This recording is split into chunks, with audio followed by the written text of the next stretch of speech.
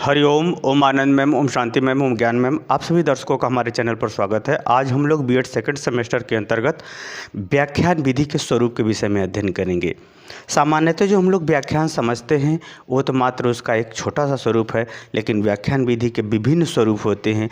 यही कारण है कि व्याख्यान विधि शिक्षण अधिगम व्यवस्था कह लीजिए या प्राचीन की जो शिक्षण अधिगम की जो व्यवस्था थी उसमें सर्वोपरि रही है। आज भी व्याख्यान विधि का सबसे ज़्यादा प्रयोग करके हम लोग सीखते हैं, सिखाते हैं, समझते हैं। तो आइए हम लोग व्याख्यान विधि के स्वरूप यानी इसका कौन कौन सा स्वरूप होता है जिसको जो है मुझे जानना आवश्यक होता है, क्योंकि यहाँ से बीएड के 2 नंबर के क्वेश्चन पूछे जाते हैं। साथ ही जो है परीक्षाओं में भी प्रतियोगिता परीक्षाओं में भी इसको पूछा जाता है। तो आइए हम लोग व्याख्यान विधि क्या कहते हैं, व्याख्यान विधि किसे कहते हैं, इसका अर्थ बताया जा चुका है।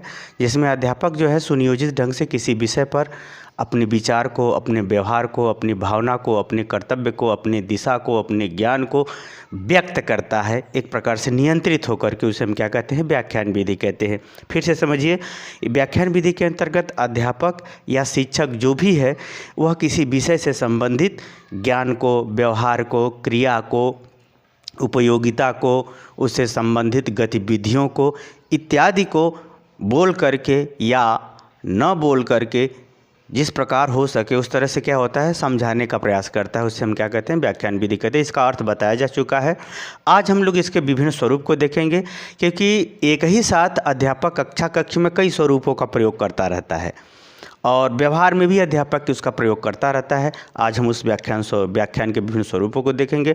उन स्वरूपों को अगर आप समझ जाएंगे तो व्याख्यान की आप व्यापकता को भी सामान्य ढंग से समझ जाएंगे। मुझे उम्मीद है कि आप जरूर समझ लेंगे। इसमें अगर हम चलते हैं तो व्याख्यान विधि जो है सामान्यतः 2 प्रकार की होती है। एक वक्ता यानी अध्यापक सिर्फ भाषण देता है, यानी अपनी तरफ से सिर्फ बोलता है, उसमें श्रोता की कोई भूमिका नहीं होती, उसे हम क्या कहते हैं, भाषण। यानी व्याख्यान का मतलब इसमें भाषण देना, सिर्फ अध्यापक बोलेगा, बाकी लोग सुनेंगे, छात्र सुनेंगे। जैसे नेता लोग मंच पे भाषण देते बकिया पब्लिक सुनती है, उसी तरह से अध्यापक क्या होता है, कक्ष में, समाज में कहीं भी वो बोलता है, किसी विषय को बोल करके समझाने का प्रयास करता है, बोलता है, सिर्फ बोलता है, सुनता नहीं है दूसरे को, अपनी बात बोलता है। उसे हम कहते हैं जो है, उसे हम क्या कहते हैं, वक्ता। यानी व्याख्यान विधि में का वक्ता का स्वरूप होता है। अगर हम दूसरे की बात करें तो वह दूसरा है व्याख्याता। व्याख्याता का यहाँ तात्पर्य होता है कि अध्यापक जो है समझाने से संबंधित कोई चीज़ समझाना है, उससे संबंधित बातों को बोलता है। तो वह भी एक प्रकार का व्याख्यान विधि का ही रूप होता है। इसमें समझाना होता है, व्याख्याता के रूप में होता है तो समझाने का कार्य करता है, और जब भाषण के स्वरूप में होता है तो वह सिर्फ वक्ता का काम करता है। तो इस प्रकार से इसके 2 स्वरूप होते हैं। उन दोनों स्वरूपों के विभिन्न स्वरूप इस प्रकार हैं, उसको भी हम देखते हैं। जब वक्ता की भूमिका में होता है यानी अध्यापक सिर्फ बोलने वाला होता है, किसी का सुनने वाला नहीं होता, तो ऐसी परिस्थितियों में कई प्रकार का जो है उपाय अपनाता है। पहला है औपचारिक मौखिक संप्रेषण। औपचारिक का यहाँ तात्पर्य यह है कि वह किसी विषय पर केंद्रित होकर के, औपचारिक का मतलब होता है उसकी प्रत्येक गतिविधि सुनिश्चित होती है, क्या विषय, किस टॉपिक पर बोलना है, किस विषय से संबंधित है, कितनी मात्रा संबंधित है, कब बोलना है, किसके बीच में बोलना है और किस तरह बोलना है, क्या बताना है, ये सब निश्चित होती है। तो उसे हम क्या कहते हैं, औपचारिक मौखिक संप्रेषण। जैसे अगर हम लोगों को जो सेमिनार होता है, ये क्या होता है, सेमिनार क्या होता है, औपचारिक मौखिक संप्रेषण होता है। उसमें अध्यापक जो है किसी एक टॉपिक पर जो है विशेष रूप से व्यवस्थित हो करके अपने मुख्य बिंदुओं को या उससे संबंधित बिंदुओं को बताने का प्रयास करता है। इसे क्या कहते हैं, औपचारिक मौखिक संप्रेषण में विषय महत्वपूर्ण होता है। ठीक है। दूसरा अगर हम विवेचन देखिए, यहाँ पर भी वक्ता ही है, दूसरे जगह भी वक्ता है। विवेचन युक्त व्याख्यान, विवेचना करना। जैसे अगर वो किसी विषय को बता रहा है, कोई टॉपिक उठाया तो उसको बताना, फिर उससे संबंधित चीज़ों को बताना, उसके कमियों को बताना, उसके उपयोगिता को बताना, उसके महत्व को बताना, उसके आवश्यकता को बताना, यानी एक ही टॉपिक को व्यवस्थित ढंग से प्रत्येक संबंधों की व्याख्या इसमें करता है। यही कारण है कि इसमें प्रश्न उठते ही नहीं। इसमें भी प्रश्न नहीं उठते। अध्यापक ज़्यादा से ज़्यादा इसकी रिस्पॉन्सिबिलिटी क्या होती है, व्याख्याता के रूप में अध्यापक की होती है। तो वह सभी संभावित और आवश्यक गतिविधियों और प्रश्नों को उसमें समाहित किए कर देता है, उसे विवेचन युक्त व्याख्यान कहते हैं। यह व्याख्यान का जो है एक बहुत उच्च स्तर पाया जाता है। इसी नाम पर या इसी योग्यता पर कोई अध्यापक या प्रोफेसर बहुत नाम कमाता है, बहुत ज्ञान के रूप में सम्मान पाता है। अगला है प्रदर्शन युक्त व्याख्यान। जैसे प्रदर्शन युक्त व्याख्यान, जैसे आप क्रिकेट खेलना चाहते हैं, अब ट्रेनर के पास आप गए तो ट्रेनर क्या करेगा, खेलने संबंधी बातों को वह व्याख्या करना शुरू करेगा, बताना शुरू करेगा, ये सावधानी रखना, ये सावधानी रखना, इस तरह से ध्यान रखा जाता है, इस तरह से बाल आती है, इस तरह से गेंद जाती है। यानी उस प्रकार से हर चीज़ को वो जो है क्या सजेस्ट करता है। प्रदर्शन यानी कोई चीज़ आपको प्रस्तुत करना है तो उससे प्रस्तुत से संबंधित आवश्यक निर्देश और गतिविधियों को बताया जाता है। इसमें जो सीखने वाला वो चुपचाप उनको सुनता है, उसको केयर करता है। जैसे आप जाते हो साइकिल से तो माता या पिता या जो आपके अच्छे हितैषी हैं वे सब कहते हैं कि सावधानी रखना, वहाँ पे ऐसे ऐसे चले जाना तो आप ही को, प्रस्तुत तो आप ही को करना है, लेकिन एक निर्देशन दिया जाता है, वो क्या कहलाता है, प्रदर्शन युक्त व्याख्यान। इसमें भी एक ही पक्ष का ज़्यादा महत्व होता है, दूसरा पक्ष तो कुछ जानता ही नहीं या बहुत कम जानता है, या उसको जो है उसके अंदर जिज्ञासा उत्पन्न करके उस चीज़ सिखाने का प्रयास किया जाता है। अगला है उत्प्रेरित व्याख्यान। उत्प्रेरित का मतलब होता है कि किसी व्यक्ति को इस प्रकार उकसाना, इस प्रकार समझाना, इस प्रकार से उसे प्रलोभन देना, इस प्रकार से उसे उपलब्धि के बारे में बताना कि उसके कार्य क्षमता में क्या हो, वृद्धि हो जाए, तो उसे हम क्या कहते हैं, उत्प्रेरित। उत्प्रेरणा मिल गई उसको, उत्प्रेरित हो गया। उत्प्रेरित व्याख्यान का यहाँ तात्पर्य है कि अध्यापक या इसमें जो गुरु लोग होते हैं या संत महात्मा लोग होते हैं, उसमें सिद्धांतों के प्रति, किसी क्रिया या व्यवहार के प्रति, आध्यात्म के प्रति, पवित्रता और सत्कर्मों के प्रति इस प्रकार से अपनी बात को प्रस्तुत करते हैं कि वह व्यक्ति उस क्षेत्र के में कार्य करने की शैली में या क्षमता में क्या होती है, वृद्धि हो जाती है। तो उसे हम क्या कहते हैं, उत्प्रेरित व्याख्यान। इसमें भी इन चारों में आप देखेंगे तो अध्यापक महत्वपूर्ण या शिक्षक महत्वपूर्ण या गुरु महत्वपूर्ण भूमिका में होता है। यानी लगभग 90% से अधिक भूमिका अध्यापक की होती है, मात्र एक विद्यार्थी श्रोता के रूप में होता है। यहाँ पर क्या होता है, एक श्रोता के रूप में होता है। अब दूसरा अगर हम व्याख्यान विधि का दूसरा अगर हम स्वरूप देखें तो है यह व्याख्याता। इसका प्रयोग बहुत ज़्यादा अध्यापक लोग करते हैं। जितना ही इसका प्रयोग होता है उतना ही किसी विषय वस्तु की व्यापकता और समझ और बढ़ती चली जाती है। या व्याख्याता का मतलब होता है कि इसमें जो है छात्र जो है अपनी आवश्यकता अनुसार, क्रिया अनुसार, समझ के अनुसार उनके भाषण की अपेक्षा रखता है। यानी यहाँ पहले अध्यापक प्रमुख था, यहाँ छात्र प्रमुख हो जाता है।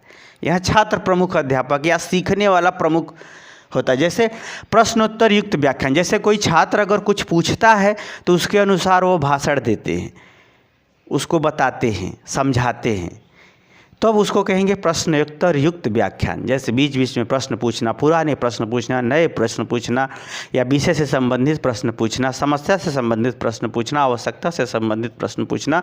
जो भी प्रश्न पूछा गया उसके अकॉर्डिंग जब अध्यापक बोलता है या शिक्षक बोलता है तो उसे हम बोलते हैं प्रश्नोत्तर युक्त व्याख्यान। इसमें छात्र जो है या अधिगमकर्ता प्रमुख हो जाता है। दूसरा है सहभागिता युक्त व्याख्यान। जैसे कोई कार्य विद्यार्थी को कराने के लिए, जैसे आप ट्रेनिंग दे रहे हो साइकिल चलाने का, तो उसमें गुरु भी साथ में चल रहा है और विद्यार्थी भी साथ में चल रहा है, सीखने वाला भी और सिखाने वाला भी।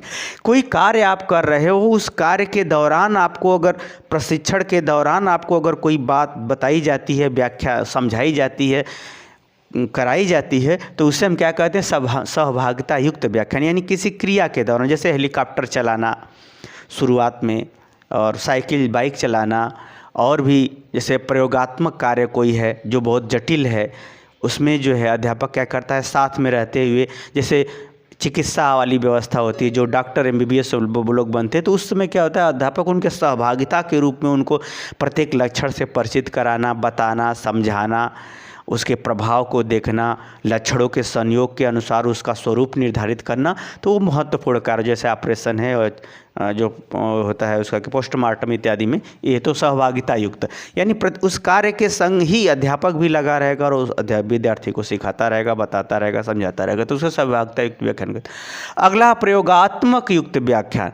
जैसे प्रयोगात्मक युक्त व्याख्यान के यहाँ ये तात्पर्य ये है कि जैसे कोई सिद्धांत आपको बता दिया गया, आप प्रयोग करने जा रहे हो, तो प्रयोग के दौरान जो सावधानियाँ, जो परिवर्तन, जो बता करके अध्यापक क्या करता है, गौड़ हो जाता है, फिर मुख्य क्या हो जाता है, विद्यार्थी। यानी प्रयोगात्मक यहाँ तो जैसे सहभागिता में साथ साथ था, यहाँ पर सजेशन देकर के पीछे हो जाता है और विद्यार्थी क्या करता है, उसका प्रयोग करता है। तो प्रयोग से संबंधित व्याख्या की जाती है। जैसे अगर मैं आपको बता दूं कि धर्म पर चलने वाले व्यक्ति का पतन नहीं होता, परेशानी आती है। जैसे होता है ना कि कोई अच्छा कार्य करेंगे तो शुरू में दिक्कत आए, जैसे पढ़ाई आप शुरू करेंगे तो शुरू में दिक्कत आएगी, लेकिन कुछ दिन अगर आप कर लेंगे तो शुरू की जो दिक्कत है अभ्यास में आते ही सुख देने लगेगी और आप आगे बढ़ जाओगे। तो उसी तरह से प्रयोगात्मक युक्त में होता क्या कि अध्यापक जो है किसी बात को व्यवस्थित ढंग से समझाता है, बताता है, समझा करके फिर उसे उस तरफ पुश कर देता है, उस तरफ उसको आगे बढ़ा देता है। तो व्याख्यान विधि में प्रयोगात्मक गतिविधियों में जो है हर चीज़ को समझा करके उसे लगा दिया जाता है, आगे आगे छात्र को ही चलना पड़ता है। तो इससे संबंधित जो सावधानी, उपयोग, महत्व, सतर्कता इत्यादि से संबंधित बातें बताई जाती हैं, तो उसे हम कहते हैं प्रयोगात्मक युक्त व्याख्यान। यह सभी चीज़ें यहाँ पर दूसरे जो व्याख्याता के रूप में होता है, तो इसमें छात्र जो है प्रमुख होता है। इस तरह से प्रयोगात्मक युक्त व्याख्यान को मैंने आपको समझाया। अगला है अभिव्यक्ति युक्त व्याख्यान। अभिव्यक्ति युक्त व्याख्यान का मतलब यहाँ ये होता है कि जैसे कोई चीज़ हमने आपको सिखा दिया और आपको मैंने कहा बोलो, यानी छात्र की अभिव्यक्ति के लिए जो व्याख्यान कराया जाता है, यानी कि जो चीज़ वो सीख लिया है उसे प्रकट करो, अभिव्यक्त करो, बताओ, समझाओ। तो होता क्या है कि अभिव्यक्ति में हम लोग बताते हैं कि इस विषय को मुख्य टॉपिक को लिख लेते हैं, उसको संक्षेप में नोट्स बना लेते हैं, उसके बाद उसके उपयोगिता, आवश्यकता, महत्व, कमी को बताते हैं, फिर इसकी क्या वर्तमान समय में सार्थकता है, क्या कितना इसको जो लोग ज़्यादा ज़रूरी होता है जीवन के लिए या किसी विषय के लिए क्या ज़रूरत है, ये सब बातें। तो इसमें क्या होता है, अध्यापक तो सिखा लेता है, सिखा देता है, विद्यार्थी भी क्या होता है, सीख लेता है, परंतु विद्यार्थी को अभिव्यक्त करने के लिए जो निर्देश दिए जाते हैं, जैसे हमने बताया कि किस तरह से जो है उसको जो है क्या बोला जाता है कि सावधानी रखनी है कि किन किन टॉपिक को, किन किन बातों को हम क्रमबद्ध ढंग से कैसे बोलें, किस प्रयोग को क्रम ढंग से किस प्रकार करें। यानी अधिगमकर्ता के अभिव्यक्ति के लिए, उसको प्रस्तुत करने के लिए जो आवश्यक निर्देश दिए जाते हैं वह क्या कहता है, अभिव्यक्ति युक्त व्याख्यान होते हैं। इस प्रकार से व्याख्यान के विभिन्न स्वरूप होते हैं। वास्तव में एक अध्यापक कक्षा कक्ष में इन कई व्याख्यानों के स्वरूप का एक साथ प्रयोग करता रहता है, एक साथ प्रयोग करता रहता है।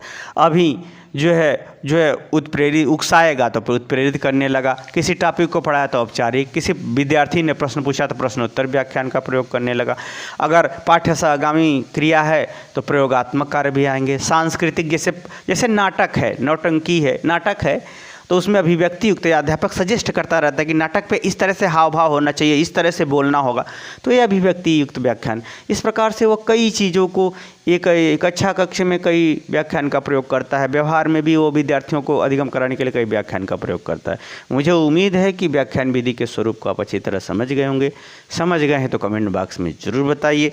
साथ ही मेरे चैनल को लाइक, शेयर, सब्सक्राइब करना ना भूलें। आज के लिए इतना ही। हरिओम।